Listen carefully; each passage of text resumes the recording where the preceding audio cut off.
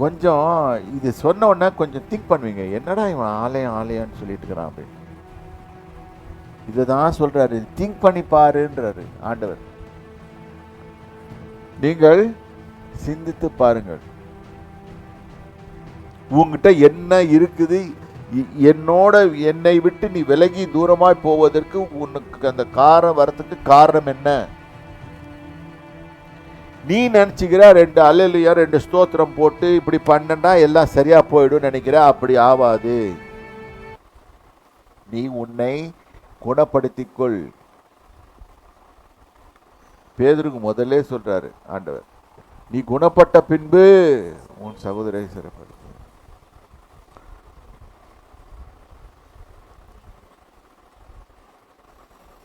ஏன்னா இதுதான் விஷயம்.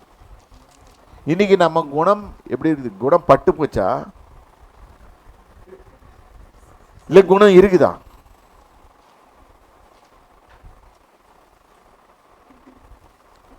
யோசனை பண்ணுங்க.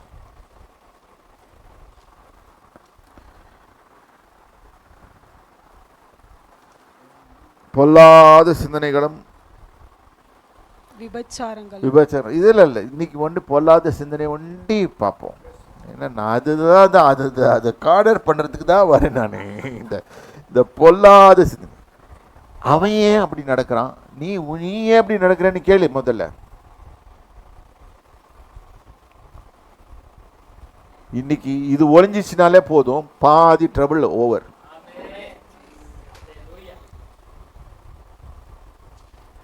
இந்த கர்த்தர் ரொம்ப மோசமானவருங்க, அவனை ஒண்டி நல்லா வச்சிருக்காருங்க, இல்ல அவனை அடிக்க போறாருயா. நீ போய் நடுவில் போய் உடுந்தினா உன்னுக்கும் சேர்த்து கத்தி விழுக்கும்.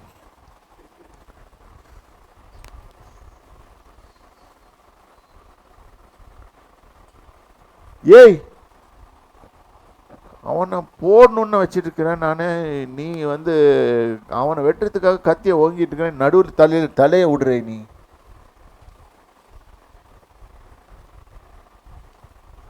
மூடிட்டு அடங்கு. பொல்லாத சிந்தனைகள் வேண்டாம்.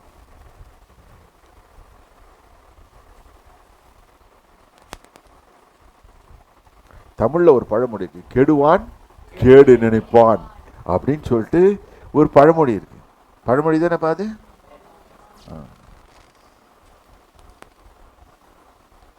கேடு நினைச்சா கெட்டு போயிடுவேன். நீ உன் முதுகை கவனி, உன் இருதயத்தை கவனி. ஏன்னா அங்கதான் ஆரிஜின். நம்ம முதுகு கவனின்னு நம்ம சொல்லிடுறோம். முதுகு ஏன்னா அங்கதான் சோப்பு போட முடியாது சரியா. சின்ன பிள்ளையில போட முடியும், வயசான இதுக்கு மேல போவாது. கை இப்படி இடிக்கும்.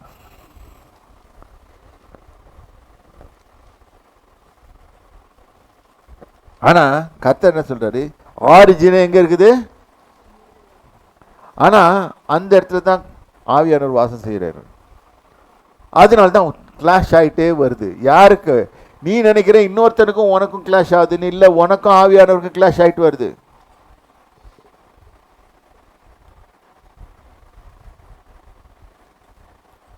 அவரு வேணாம் அப்படின்வாரு, நீ வேணும்னு. இதுதான் ப்ராப்ளம்.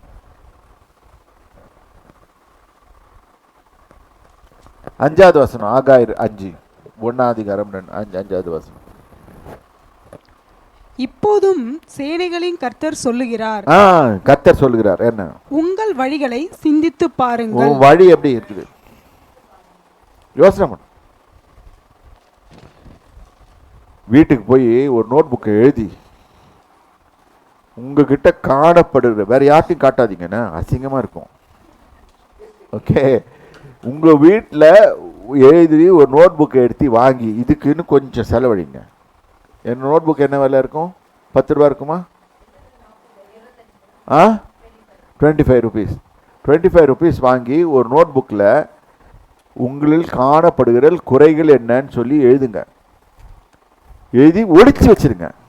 இது வேற யாராவது பார்த்துட்டாங்கன்னா ரொம்ப போயிடும். அது உங்களுக்கும் கர்த்தருக்கும்.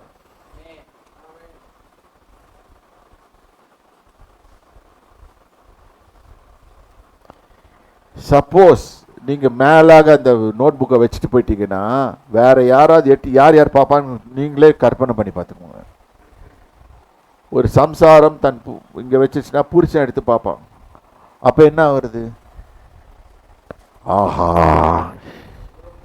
இவன் என் காலு மேலே கல்லை தூக்கி போடுவேன்னு நினச்சிட்டு இருந்தாளே இவன்,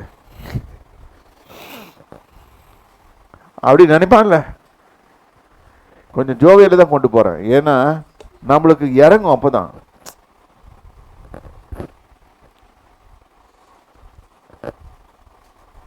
ரொம்ப திட்டுறான்.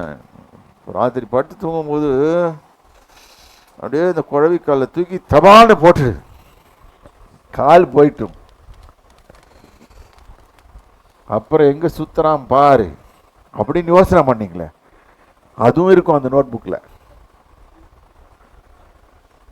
சொல்லித்தரேன் எப்படி எழுதுறதுன்னு, வேற சிம்பிள்.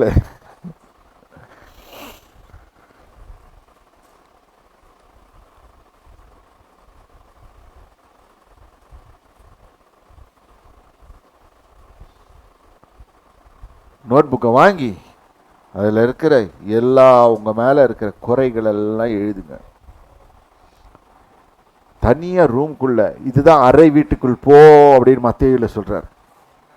ஏன்னா வெளியே போய் நீ இதை படித்து தான் இதுதான் என் நீத்தல் இருக்குதுன்னு சொல்லிட்டு சொன்னீங்கன்னா அவன் துப்புவான் உன்னை பிடிச்சி. அவன் யோகியம் மாதிரி அல்ல, யாரும் யோகியம் கிடையாது. ஓகே, இது மாதிரி நம்ம செய்தோன்னா நம்மகிட்ட இருக்க பொல்லாத குணங்கள் ஓடி போகும். இதை செய்யறதுக்கு முயற்சி பண்ணுங்க, ஆட்டோமேட்டிக்காக பொல்லாததுக்கெல்லாம் ஓடிப்பிடும். அது வரைக்கும் இப்படி தான் யோசனை பண்ணிட்டு இருப்போம். அவன் ஏன் இப்படி பண்ணான், அவன் ஏன் இது பண்ணுறான், அவன் ஏன் இப்படி பேசுகிறான், அவன் ஏன் ஒதுக்குறான். யோ, நீ உன்னை கவனியா, உனக்கும் தேவனுக்கும் உள்ள உறவை கவனி.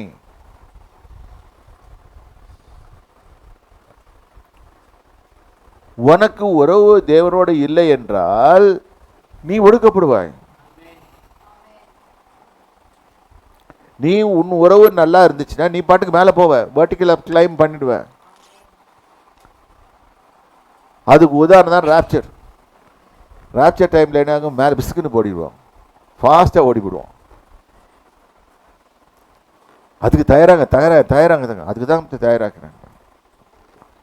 ஆகாயிலேருந்து எங்கே பிடிச்ச அப்படின்னு சொன்னா, ஆகாயிலேருந்து தான் பிடிக்க முடியும். ஆகாயிலேருந்து பிடிக்க முடியும், காக்காயிலேருந்து பிடிக்க முடியும். இப்போ ஒரு உதாரணம் சொல்கிறேன், காக்காயிலேருந்து பிடிக்க முடியும்னு. காக்காய் ஆகாய தோட்டி அப்படின்னு நம்ம சொல்கிறோம். அமெரிக்காவில் ரேவன்னு பேர் அதுக்கு. நம்ம ஊரில் அண்டங்காக்கான்னு பார்த்து கேட்டுருக்கீங்க, அது அவங்க ஊரில் இருக்குது. அதுவும் காக்கான்னு தான் கத்துது, ஆனால் கொஞ்சம் கரகரக்க கருத்து. நம்ம கிறிஸ்தவ பாதிரியார்கள் மாதிரி கத்தும்.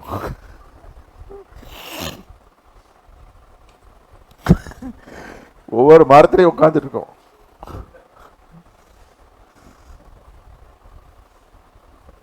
அவங்க சொல்லுவாங்கல்ல, அல்லேலூயா ஸ்தோத்திரம் அப்படின்னா பரிசுத்தமாயிட்டாங்க.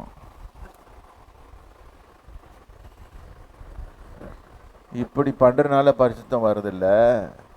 நீ உன்னைத்தானே நீ ஆராய்ச்சி பண்ணி போட்டு உங்ககிட்ட காணப்படாதவைகளை எடுத்து வெளியே தள்ளும் போது கர்த்தர் உன்னை பரிசுத்தப்படுத்துகிறவர். அவர் வசனத்தினால உன்னை சுத்தம் பண்ணுவார். யோவான் 15ஆம் அதிகாரம்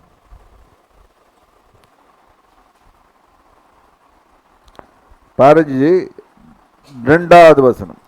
என்னில் கனி கொடாதிருக்கிற கொடி எதுவோ அதை அவர் அறுத்து போடுகிறார். கனி கொடுக்கிற கொடி எதுவோ அது அதிக கனிகளை கொடுக்கும்படி அதை சுத்தம் பண்ணுகிறார். It's called pruning. அதுல என்ன பண்ணானுங்கன்னா, நம்ம ஆளுங்க சயின்டிஸ்ட் ஒரு செடியோட இன்னொரு செடியை போட்டு கலப்படம் பண்ணானுங்க. அவர் ஒன்றா இருக்கட்டும் ஒன்றான்னு அவர் ஒன்றா ஒன்றுன்னு கண்ணேன்னு வளர்த்தாரு. அதில் கொண்டு போய் விட்ட வச்சானுங்க, அதனால வியாதி வருது.